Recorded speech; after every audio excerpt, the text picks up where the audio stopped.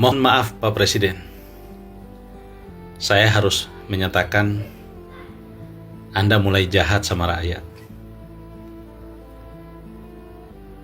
APBN dialihkan ke Danatara hanya untuk membiayai proyek hilirisasi sebanyak 21 kurang lebih, yang nilai anggaran yang diperlukan di atas 400 triliun lebih.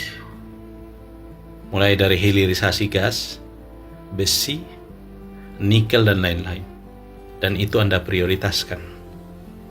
Sementara CASN dan P3K Anda undurkan pengangkatannya di tahun 2025 dan 2026. APBN Anda gunakan untuk membiayai proyek-proyek strategis.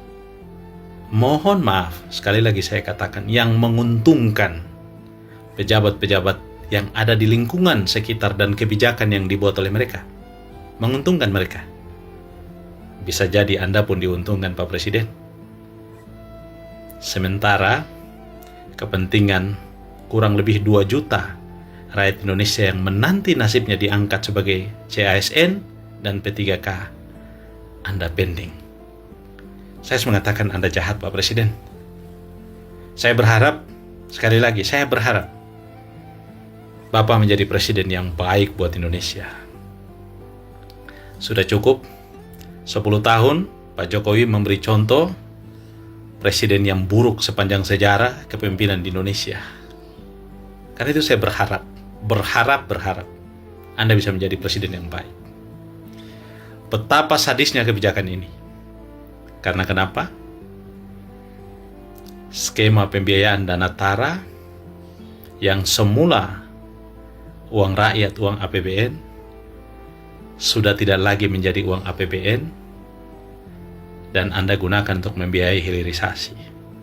Semestinya Pak Presiden, proyek hilirisasi ini gunakan saja skema pembiayaan swasta dan libatkan investasi asing. Biarkan APBN bekerja dan membiayai kepentingan rakyat, Pak Presiden. Kita tidak mendesak kok. Gas, besi, dan lain-lain itu tidak mendesak. Tidak menyentuh kebutuhan rakyat, Pak Presiden. Yang mendesak itu lapangan kerja, Pak Presiden. Yang mendesak itu makan hari-hari, Pak Presiden. Yang mendesak itu kesehatan gratis, Pak Presiden. Yang mendesak itu pendidikan gratis, Pak Presiden. Yang mendesak itu putaran ekonomi Pak Presiden, agar daya beli masyarakat meningkat Pak Presiden. Itu yang mendesak Pak Presiden.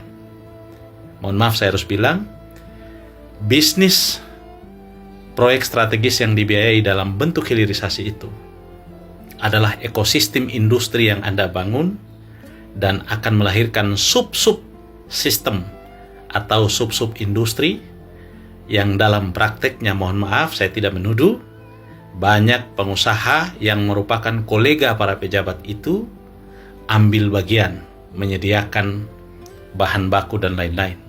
Dan mohon maaf, kebijakan itu hanya menguntungkan pejabat dan sekitarnya. Padahal negara bisa menggunakan mekanisme pembiayaan dengan cara lain tanpa membebankan itu kepada rakyat. Tanpa membebankan itu kepada APBN. Sayangnya, APBN yang tadinya masuk dalam keuangan negara sudah Anda pindahkan ke Danatara dan kemudian membiayai hilirisasi. Pertanyaan saya kalau mangkrak, siapa yang tanggung jawab Pak Presiden?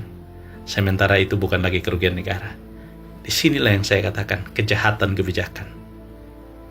Kita mau seperti apa Pak Presiden? Saya berharap Bapak Presiden bisa menyadari ini dan mengevaluasi kebijakannya untuk perbaikan Indonesia ke depan Pak Presiden.